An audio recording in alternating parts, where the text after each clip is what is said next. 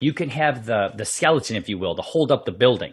I need beams and support beams and walls and ceilings. But just because it's a building, every building can be something different. You can have a concert hall, or you could have a classroom, or it could be a storage facility. So I think you need the structure of the academy to have that military idea of, I'm in charge, and then if you have a plaint or a gripe, this next person's in charge. It's a very effective way to move information back and forth.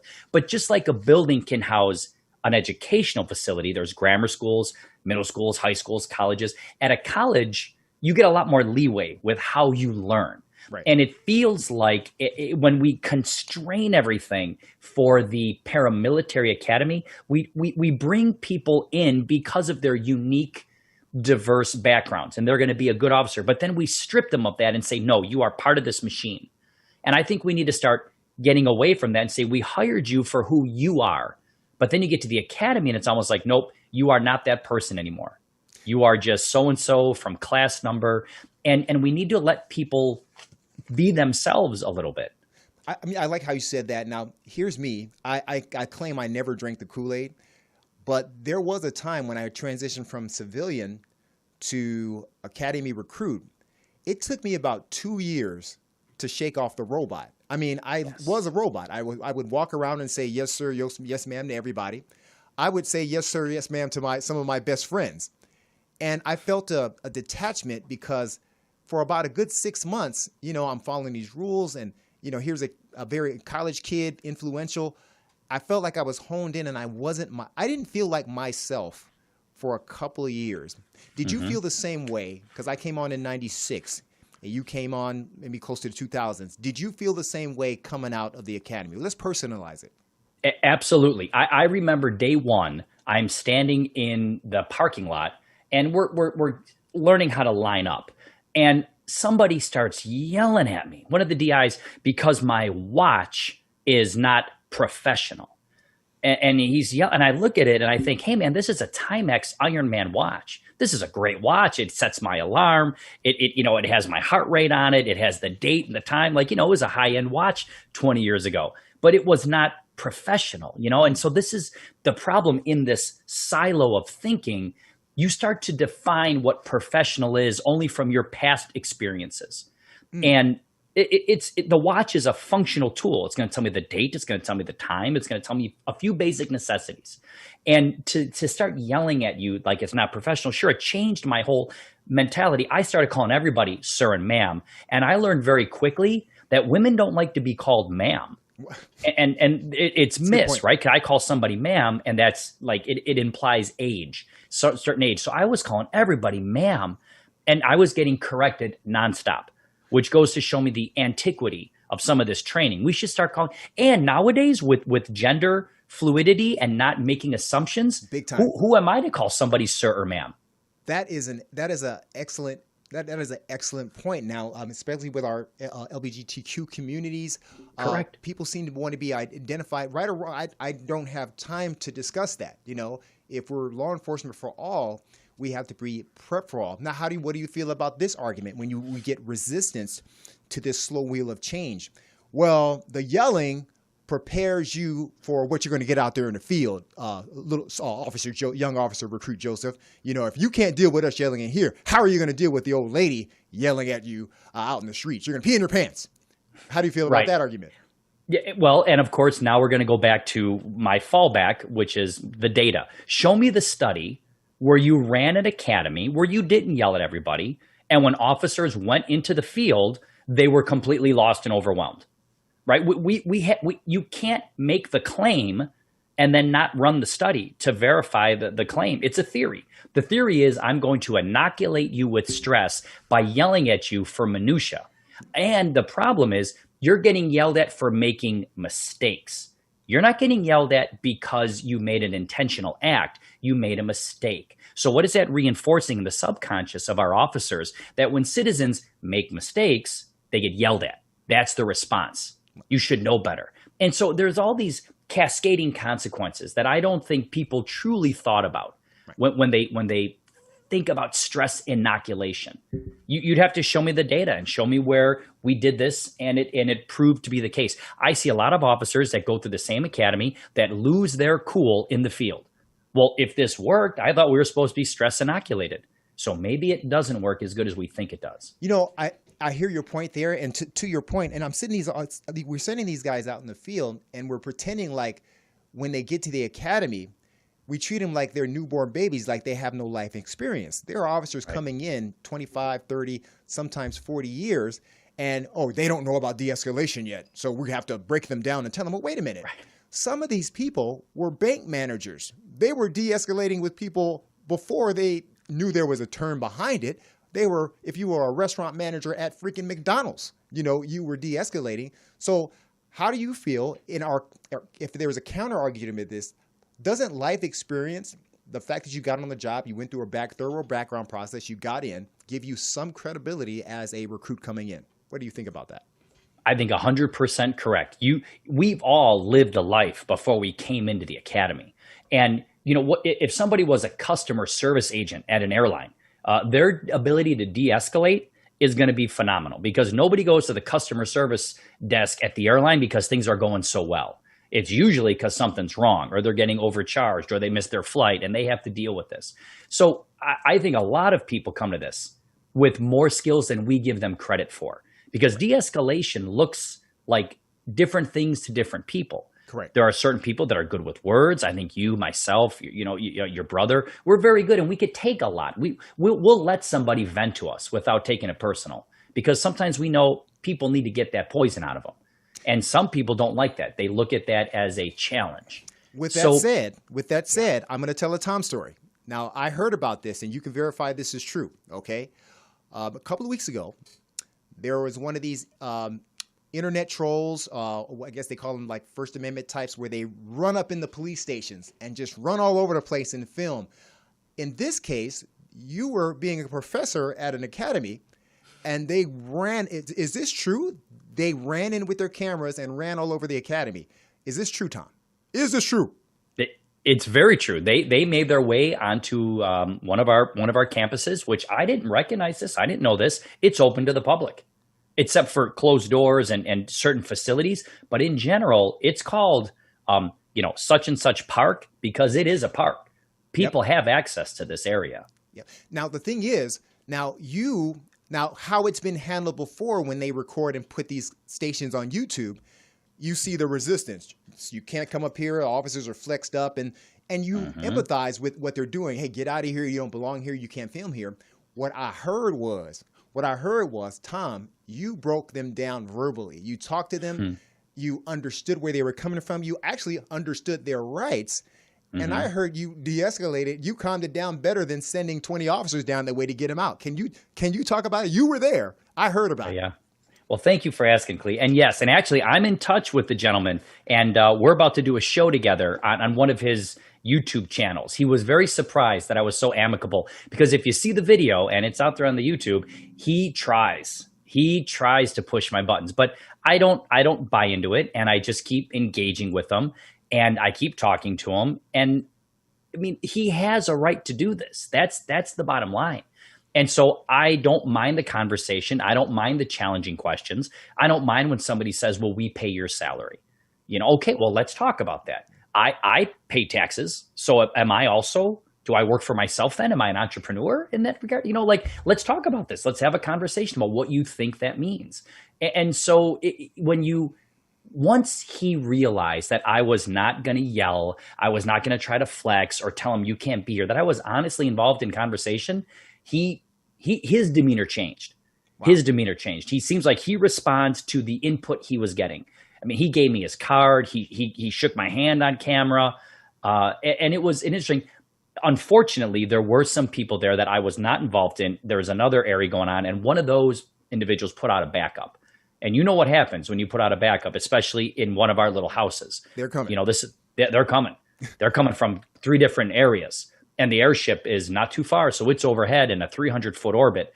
And I remember he turned the camera off. He looked at me and he said, you were doing fine, but your boys messed up. Yes. And that was it. And then he got all the footage he needed, and his video went viral.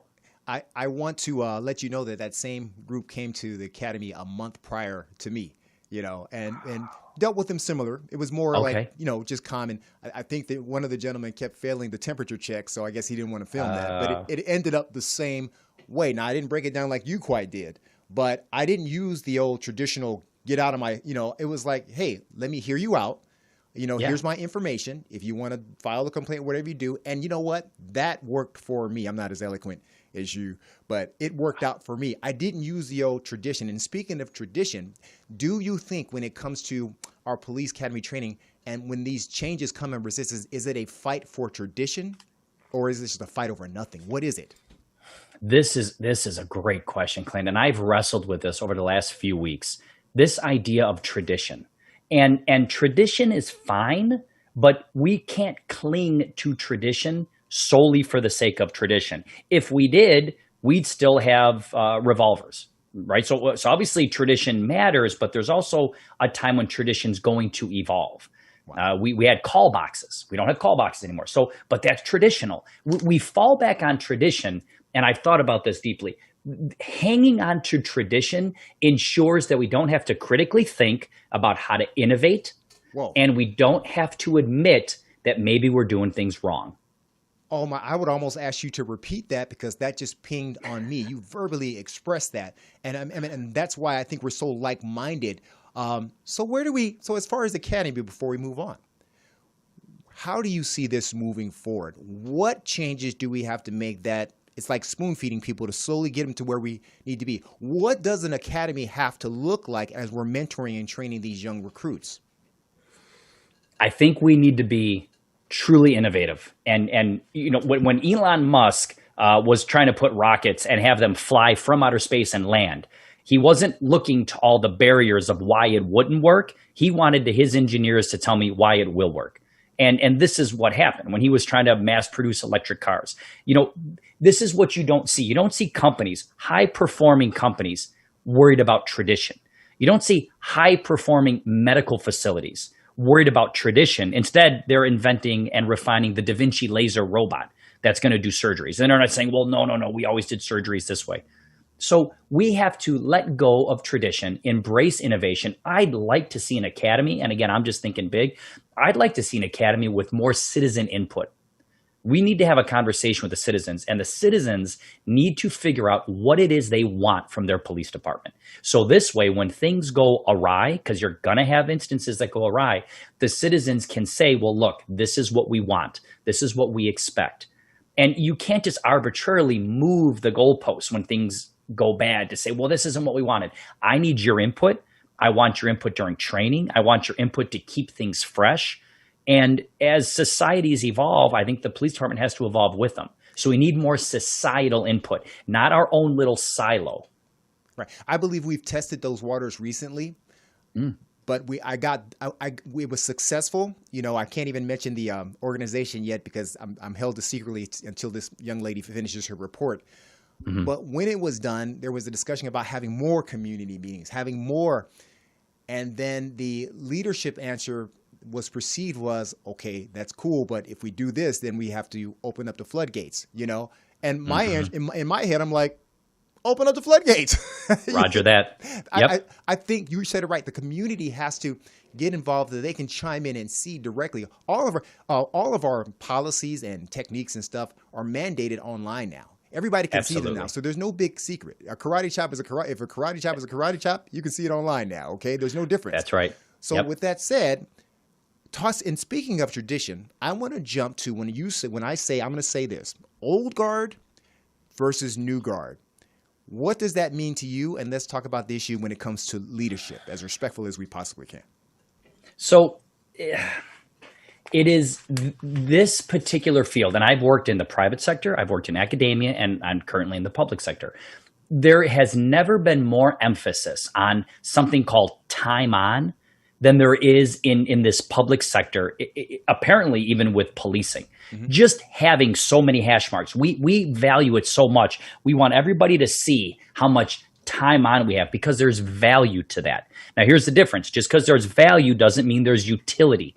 There's value. People value it, but how much of a utility is it to have somebody with all that time on? I think it tends to be a little bit more of an anchor than a springboard, because people get tied to the old way of doing it because it worked for them. Right. Now, I don't fault them for that, because you're going to do what's successful. Right. You're going to do what worked for you. However, times have changed. So we have leadership, and that I'm, without getting too, like you said, we're going to be very, very respectful of everything. We have leadership that hasn't been in patrol, having to turn on a camera, have to deal with those experiencing a homeless crisis, those experiencing a mental health crisis, to the level that we do today. I was out there a few weeks ago, and there was literally a person who appeared to be experiencing homelessness chasing a sanitation worker with a big stick. And he was yelling for help. I had to stop the car. I had to figure out where I was. I had to broadcast it, jump out of the car, get the seatbelt off, turn the camera on, and then start de-escalating the situation. It was a lot to do. Right. It was a lot to do. And I just thought, man, before I can even go help that person, I got about 5 things that I got to get downrange, or else I could, get in trouble, if you will. Because everything in policing seems to be punitive. It's like you make a mistake, punitive. Comment card, notice to correct, days off. Nothing is ever, hey, this was a teachable moment. Let's learn from this. How can we make this better? Everything seems to be about punitive measures. And I don't find that to be a high-performing organization, because that's management and leadership through fear. Wow. And do you think some of our leaders, they go to all the schools, but they've been in so long, do you think that, and this goes on with most agencies, do you think they can't help themselves because of, is it going to take a washing out of their tenure to move on before the new sets in? Before you answer that question, we're going to go on a quick commercial break, and we'll go into part 2 of this segment, Tom. So I want you to think on it, because we're both trying to be respectful, because we do love our commands, but It's time to grow and listen to people that are in the trenches. So When we come back from this commercial break, navigating through the valleys of success, check it out. We'll be back with part 2.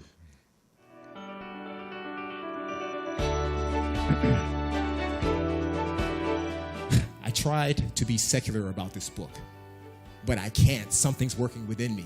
DJ was already an incredible person, and then he wrote a book. I turned to God as a person that stopped believing. So you will meet me there, and if not, you will see the works that help me get there.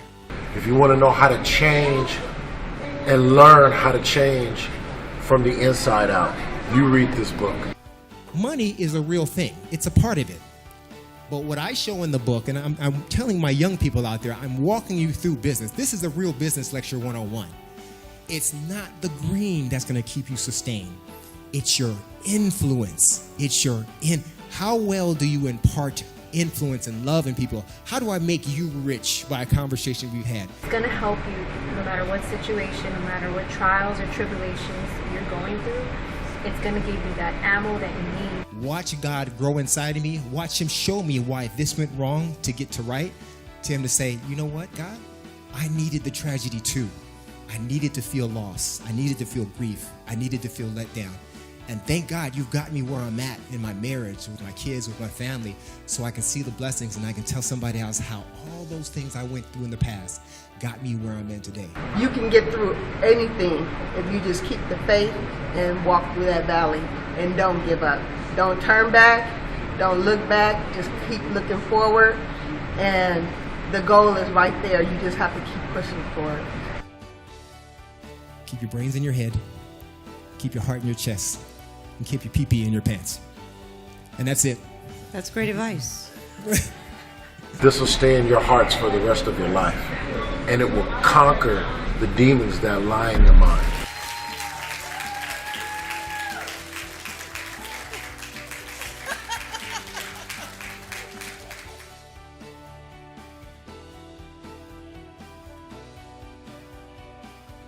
All right, welcome back. Yep, here's the book. This is the Brookstone version. This is the indie version. You can get it from my website, www.cjffla.com. Speaking of which, if you like the content that's happening in the show, you can hit us up on 2 ways. You can hit us up on Cash App at $CJ Functional or at Venmo at CJ Functional. All right, we're going to continue. There it is, Cash App, $CJ Functional. Look, any little thing helps. Big sponsors, leadership. So I love it. Venmo at CJ Functional. Hey, if you like what we're talking about and you want to keep this going, hey, hook your brother up. All right. We're continuing the conversation on part 2, old guard versus new guard. You talked about. Let's talk about you as a supervisor, as a frontline manager. And you talked about, comment cards feeling. I never saw a comment card that was not positive, that felt like, oh, thank you for this negative comment card, and felt like doing police work the next day. Man, please explain us how we make this better as what I consider you as a new guard. So I take this approach that I think is very hard to take from my experiences with our current regime. And when I say command, top to bottom, it is not looked at favorably to not have an answer. Like, for some reason, you can never just say, oh, I didn't know that. There's a robbery that took place at 4 a.m. Nobody was hurt. And you have to call the captain at 4 a.m. when he or she is still sleeping, wake them up just in case somebody at 6 a.m. calls them and asks about the robbery. Like, as if for some reason it's bad to say, oh, you know what? I haven't been briefed yet. I'll find out. Like, better to disturb their sleep so they're cognitively impaired the rest of the day. It makes no sense. So this is the old guard mentality. I prefer embracing the fact that there's things I might not know and that I may be wrong. Our current leadership can't accept that. That's it. I wrote something down for this. And it's like, this is my little quote I'm working on. We don't know what we don't know. Therefore, it's better to assume ignorance and listen than assume knowledge and preach. Wow. I feel like we're getting preached to a lot by people who have learned about policing in a silo.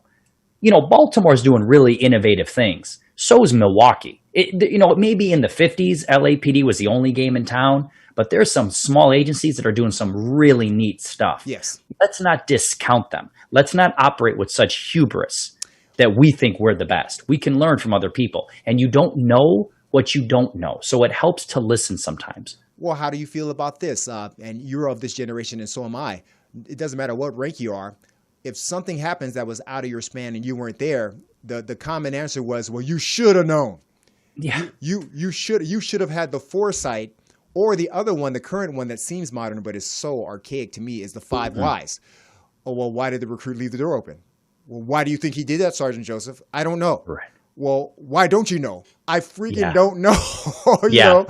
What do you think about that? That's still prevalent. I mean, it's gotten a lot better, but it seems like there's this drive to squeeze an answer out of you. And when you come in, you almost feel like you have to lie just to get off my back, man. I just don't know. Let's help this kid, as opposed to all the 5 whys and stuff like that. What do you think about that? Yeah, you can see the contradiction. If you just hit pause, step back, and then hit play, you see the contradiction. In the academy, you're told, don't explain why, just say, yes, sir, yes, ma'am, won't happen again. Right? So at your infancy, you're told, there is no excuse, I don't know this, it won't happen again. And that's acceptable. And then as you go, you're told, well, no, you have to have an answer for everything. And then you try to explain something, and they're like, well, that's not good enough. And then they go into these 5, the 5 whys, or some other, leadership book where they got this idea of, the 5 dysfunctions of a team by Lencioni, or the Starling 7 habits of, or what is it? Steve Covey's 7 habits of highly effective people. Yeah, somebody reads something and they want to all of a sudden infuse it in. But what we need to do is remember this. We have a mission, okay? Mission first, people always. Yes. Yeah, right? We have a mission. But let's not forget that mission never gets done without caring for the people. You're right. I had a similar incident where, a while back ago, where, I'm providing, I call it instead of a counseling session, I call it a mentorship session with a recruit. And thinking we're a team, I brought a DI along with me.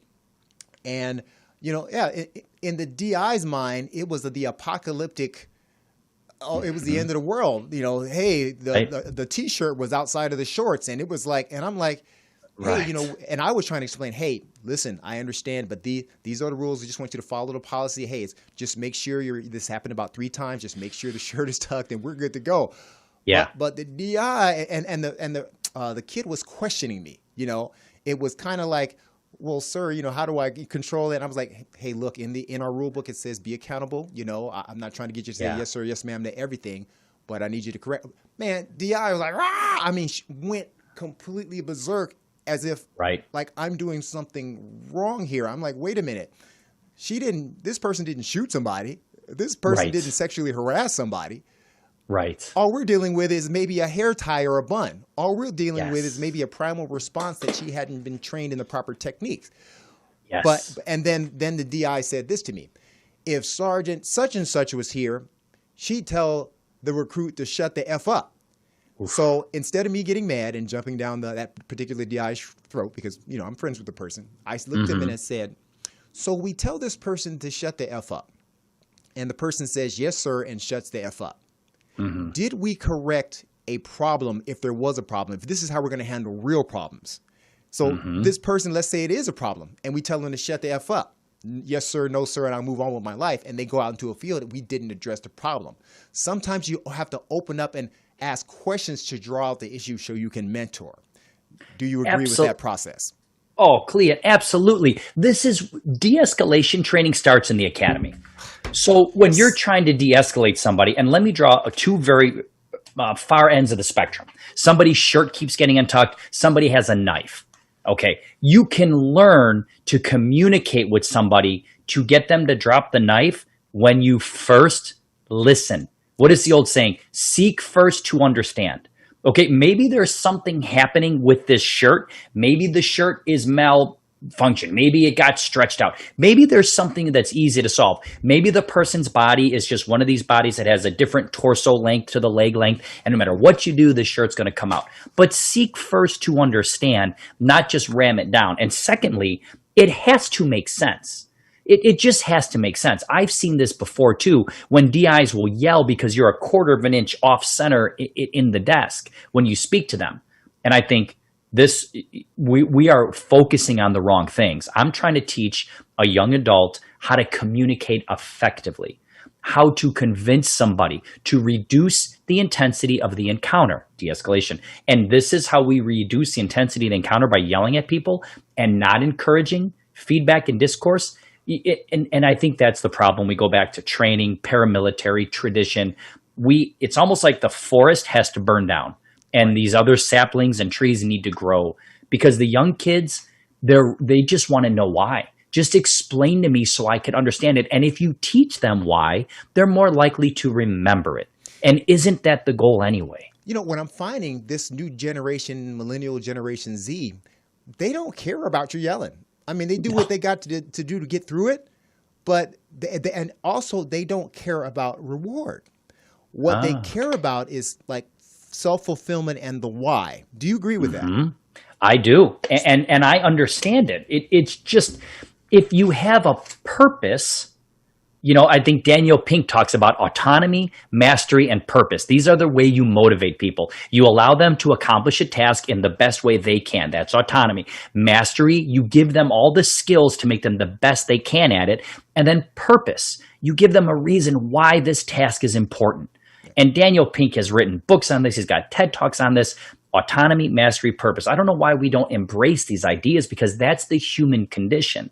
We're trying to train human beings to interact with other human beings in potentially very volatile situations. And we're expecting them to bring down that intensity. Let's start teaching them how to do it day one in the academy. I've always ran by this mantra. If I have to get it done yelling or throwing a punch, I have to have a self-debrief, whether I was right or wrong. If I had to come out of myself to get the problem solved, somewhere I wouldn't say wrong, but I need to debrief how to redo that to stay calm. Because once I go off, it's a whole nother world, if you understand what I'm saying. So I believe in the firm, fair, coach, mentor, and guide. And this is not a buzzword for promotion. I embody that. I said that in my oral interview, and I want to express that when we train and mentor and get not only just our recruits, our young officers to grow, because I think that's the way to go. They've already lived a life before they got on. They went through the background process. Now, give them a month of structure And then I want to bring the best out of you. The small stuff we can discuss. The big stuff, guess what? Yeah. It's a job, right? We document it with comment cards. We even terminate if we have to. So if we have the power to yell, why don't we reserve it? Because we also have the power to fire. They're at-will employees, correct? Absolutely. And we should use these various communication techniques judiciously, because it's very hard to keep yourself in control when you start yelling. I mean, just try to scream the Pledge of Allegiance, with veracity and yell it. Your blood pressure will go up. Your heart rate will go up, right? You're a fitness professional. In order for you to keep that heart rate down, because I want to keep that prefrontal cortex in my brain operating well. I don't want to go to the reptilian part of the brain. I don't want to get the emotional hijack. I want to have that executive function nice and clear. I want to keep myself nice and lined up and remember what the mission is. The mission is, get the kid's shirt untucked or have that person drop the knife. And I always think like this, Cleon. I think because there's always exceptions. There's always outliers. If you and I can't de-escalate someone, that person was not going to be able to be de-escalated for whatever the reason is, whether it's intoxication or mental illness. Like, I just know you and I and our skill set. If we can't do it, it can't be done. Exactly. Speaking of amygdala hijack, the training, let's talk about the physical training. There's been this major push by yours truly also to bring jiu-jitsu. And, there's been like competing brands trying to get, the vie for this spot to get this. So I can't really like jump on one or the other to bring in to train recruits in Brazilian Jiu-Jitsu, but not only branch it out to law enforcement officers out in the field. Now, I read a report in Minneapolis where somebody proposed that officers should only be hired if they're blue belts in Brazilian Jiu-Jitsu. Now, listen, I believe in Brazilian Jiu-Jitsu. I've been practicing it for years. I know you've practiced it. I know it works. And the reason why I'm able to stay so cool, calm, and collected is that I'm so confident in my abilities. I know what it's like to feel pain and be broken. I know what it's like to break people in a training environment. So therefore, I have this cool because I know exactly 90% of the time I'm going to be successful. And if I use teamwork, I'm even more successful, and it's not going to look violent. Yeah. So with the concept of let's talk about the community myth that, hey, all these guys need to be blue belts. Do we have to? I know I want Brazilian Jiu-Jitsu in, but as far as training, do we have to be blue belts? Yeah, that we both have a mutual friend on this job who's very skilled at both judo and jiu-jitsu. And he has actually recently given me a very strong case for judo, just because it seems like it's the father of jiu-jitsu. And because with jiu-jitsu, a lot of people train in gis and they're on mats and they're rolling. And he will make the case like, hey, man, that's hard to do on uneven ground or in the street or on the curb. It can be done, sure, but you're going to incur potentially some damage. Your head's awful close to the cement. He likes this idea of like tripping and then just, bring somebody to the ground. So there's a case for any of these types of martial arts, your jiu-jitsu or your judo. But here's the thing. Who's the arbiter of this blue belt? Is it going to be Gracie? Is it going to be Machado? How do we figure out who's going to be the person that does this? And everybody has a different athletic ability. Some people can get the blue belt really quick. Some people can get the blue belt. It might take them 3 years. But you and I both know if you're not continuing to train, it doesn't matter that you were a blue belt. It's where you are today. We both know there's a black belt out there that hasn't trained in 20 years. Yep. That you and I could outwork on the mat.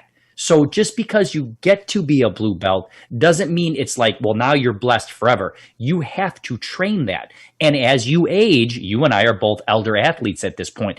If the Cleon at 31 and the Tom at 31 stepped in the room and chased us, we're better off running away because those guys are some bad dudes, right? So we might say we don't want to. There's going to be a degradation of skills as you get older. Right. But I don't believe in they all should be blue belts for this reason. And I do have an answer as to where we should go, but I can't say it right now. I just can't. I think I've told you I'm in the mix of this. I can't say it right now. Sure. You don't have to be a blue belt. Now, the problem is why jiu-jitsu is such a hard sell to command that doesn't understand it is we always show where jiu-jitsu is dominant. We're on top, legs are wrapped up, no punches, no kicks. But they're saying, well, I can't do that.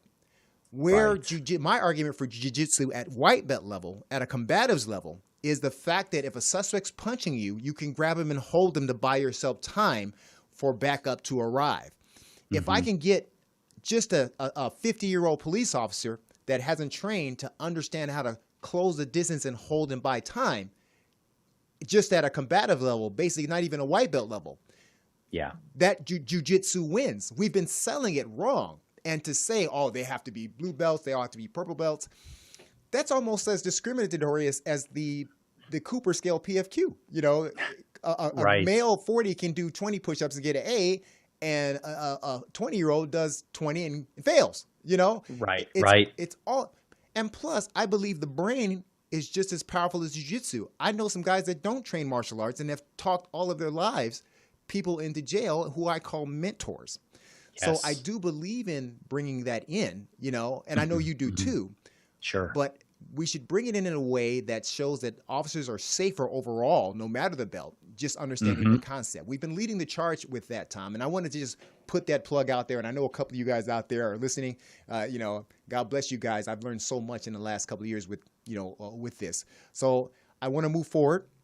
We talked about Ogar, and you were talking about how we talk to recruits, and you said the term listen. But isn't that a concept of procedural justice? Can you run down what procedural justice is, the components of procedural justice? And if we want to interject that in recruits, they'll be better to affect that in the field. Talk about that, Tom. I think that's huge. It's a good segue. I love it, Clee. And this is one of these passions of mine with procedural justice. It has this very academic sound to it. But at the end of the day, if I could boil it down to this, it would be two words: perception matters. Okay. And you know, we have the constitutionality to do a great number of things. We have the constitutionality to use force. We have the constitutionality to, you know, use deadly force, and we have the constitutional right to take people and take away their freedom of movement. Like in a democratic republic, in a free society, we can stop you, and as long as it follows the criteria, we can stop you. Like, that's an incredible amount of authority. So perception matters. And the way to get this perception to be understood is through these four tenets: voice, neutrality, trust, and respect. And I try to look at it like this: I want you to trust me, whoever this person is, whether it's a colleague, a subordinate, or a citizen, or someone with a mental health crisis, or even a suspect. I need you to trust me. I'm going to try to adjudicate this as neutral as possible. I'm going to give my voice, and I'm going to give you a voice for this. We're both going to come to this together, and I'm going to be respectful from top to bottom. Right. And that's it. We have both had this experience. This is the best way I can explain it, and I've thought about this. I've had people thank me right before we close the cell door on them. Like, you're arrested, Yes. you're fingerprinted, and you are now going to be in a box. And they look at me and they say, "Hey, Datro, thank you." And for me, maybe it sounds cheesy, that's powerful. I've just taken away somebody's freedom. I've just severely impacted their life, and they're thanking me. Yep. I don't take that lightly. And that's because I was neutral. I gained their respect. I gave them a voice, and I built their trust with me, you know? And I find that if officers understand that perception matters, just because you can do something doesn't mean you should do something.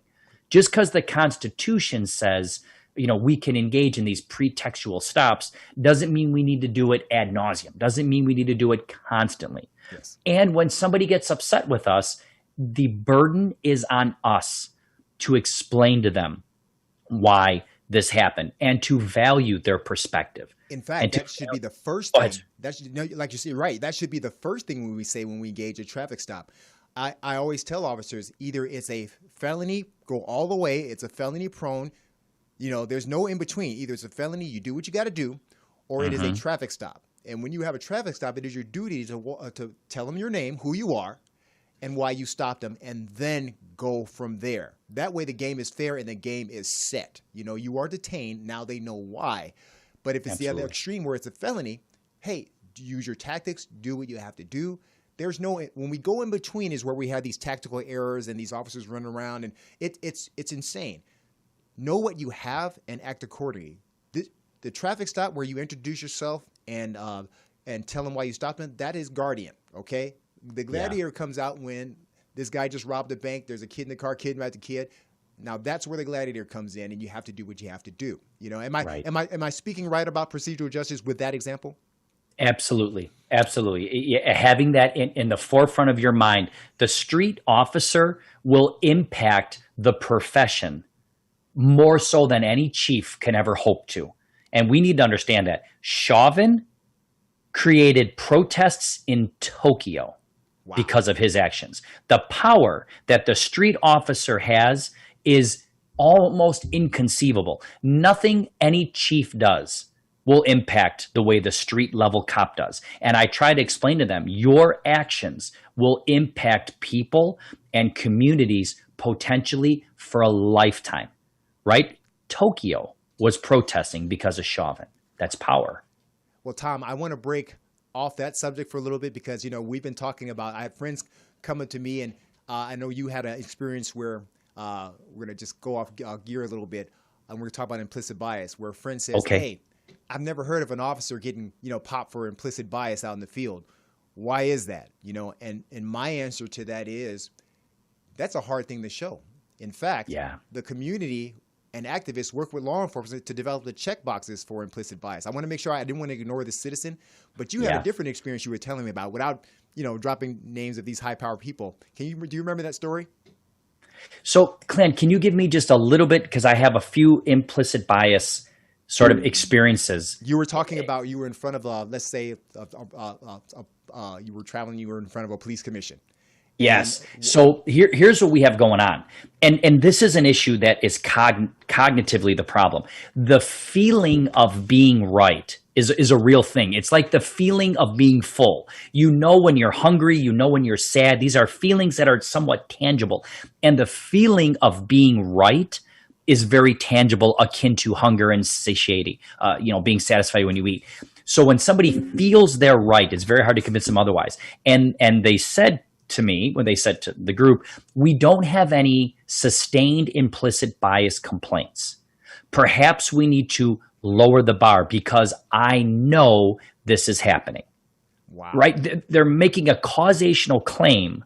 They know it's happening. Well, then if you know it's happening, please bring forth the evidence so we can look at the video and we could get that sustained complaint you're looking for. Do you feel like it's coming down to the point, and it hasn't yet, to where they say, oh, white officer stops black guy, let's just make it implicit bias? Do you feel like that's where we're headed if you let somebody say something like that? So here's what I would say. Do I think it's heading that direction? When officers start to work in that way, when officers start to go about their day with that in mind, then I would say it's happening. Irrespective of what a police commission wants, when an officer says to another officer offline and these conversations are happening, oh, I'm not stopping that car. There's no way. We're two white guys in a car. There's no way that's a person of color. Like, just the fact that those conversations are happening is evidence that we're at that point. That's just the fear of puts us there, which some citizens say, that's great. I want you to be scared. But what happens if you're afraid to stop that car and there's a human trafficking suspect in the trunk of the car? I mean, this is what we're talking about. I want my officers to still have confidence to do their jobs, but just be smart. I think that's what I'm saying. And there's no fear that needs to be, I don't want a commissioner or a judge to cause me being scared to do my job. That's not right either. You know, so it's a double-edged sword. So here's the deal. When it comes to these implicit bias complaints, I want to tell my community and these major agencies like ours, these check boxes were made by activists, and this was worked on together. Mm-hmm. And these check boxes aren't really adding up. Bottom line, implicit is an intangible thing. You know, barring an officer just calling some citizen out of their name or out of their race or something like that, that's a hard thing to do as long as they're doing jobs. You know, and I was going to bring the checklist in to show you guys, and we'll maybe do that in another episode. But I wanted to clear that up. You know, there are officers that do get disciplined for stuff that they do. There are officers sitting in jail for crimes, I can tell you that. Mm-hmm. But, you know, the implicit bias thing, that's really a very intangible concept. When the officer has PC doing their job and there's body cam and in-dash car video. So to your question, we don't want to scare our officers that are serving your community as deterrents to crime, not the solvers of crime, deterrents of crime from doing their job. But we get it, and that's why we're having these types of conversations.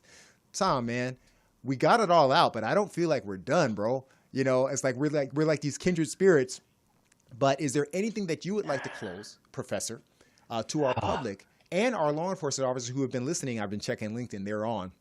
And sorry for the technical difficulty, guys. Y'all was ready, but we're on. I'm up. Give us some words of encouragement as we all move together, because this is not coming no longer from a place of depression like it was the last few episodes. Like we're fighting for our careers, we're fighting for our society. I actually feel like we're coming out of this, and it's time for us to. Emotions are down, and it's time to talk again. Give us some positive affirmations, Professor Datro.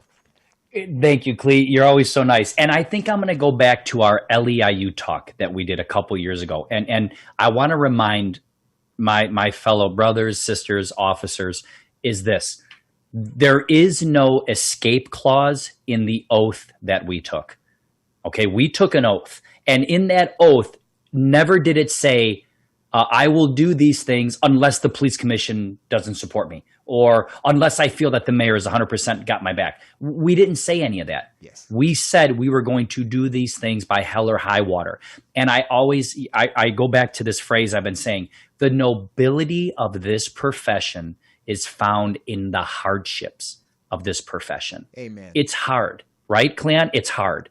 Amen. And that's why we do it. Because other people can't. When I hear somebody say, I don't know how you could be a cop these days, all that does is make me stronger. Like, that's right. That's right. These shoulders and these legs can carry that burden. Because I will admit, Tom, it made me weak, and I almost quit. But, yeah. You know, remembering guys like you, seeing my brother out there speaking those words of encouragement he's been doing out there on a national level, it just really gave me a spark. And I said, who the heck am I to be depressed? I've got people to mentor. I've got recruits to grow. And together, you and I and the others that we serve around, God bless you guys for what you do. Tom, we're going to have you on one of our health segments, because he's one of the fittest guys that I know. And we're going to talk about some healthy Tom stories. But thank you so much for being on this show, Tom. Honestly, I think we got it all out in the calm, very approachable level. I'll give you the feedback from our officers and from our community later, and we'll talk about some of that feedback, all right? God bless you, Tom. Love you, bro. This is Mentorship Moments.